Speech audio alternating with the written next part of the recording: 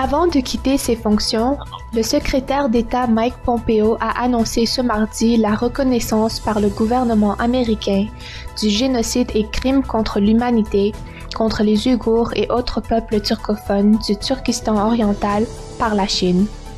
Le secrétaire d'État nouvellement nommé, John Blinken, a confirmé cette annonce.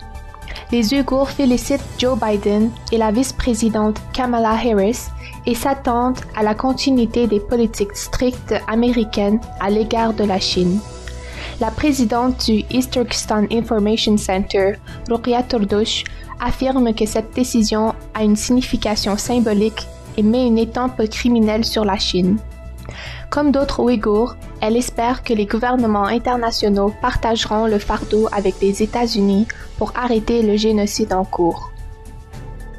La Chine a créé de fausses nouvelles contre les accusations des États-Unis sur le travail forcé au Turkestan oriental.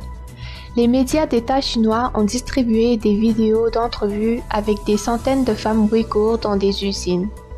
Elles se disent heureuses d'avoir un emploi et de recevoir une rémunération raisonnable. Le témoin Yelisin Erkin, qui a travaillé pendant 3 ans dans un camp de travaux forcés de la région Chapsal en tant qu'interprète dans la ville de Rolja, a déclaré à Uyghur TV que la situation est totalement différente de ce que les médias chinois décrivent.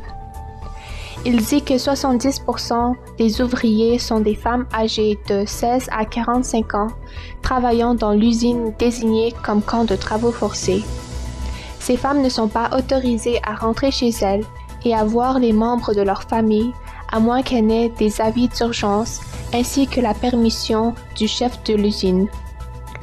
Les salaires mensuels varient entre 5,88 $ et 61,90 $ et à peine assez pour leurs dépenses d'hygiène, bien qu'elles soient obligées de travailler 14 heures par jour, 7 jours par semaine.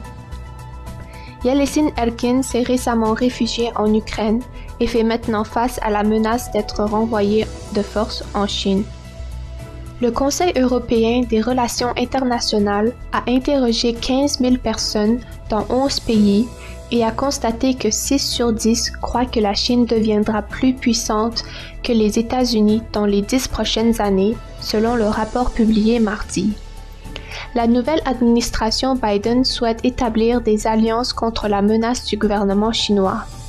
Cependant, il est peu probable que les Européens s'enlignent du côté des États-Unis et sont même prêts à faire des affaires avec la Chine qui commet un génocide contre les Ouïghours et autres musulmans turcophones, qui poursuit activement des revendications territoriales dans la mer de Chine méridionale et qui viole brutalement l'autonomie de Hong Kong.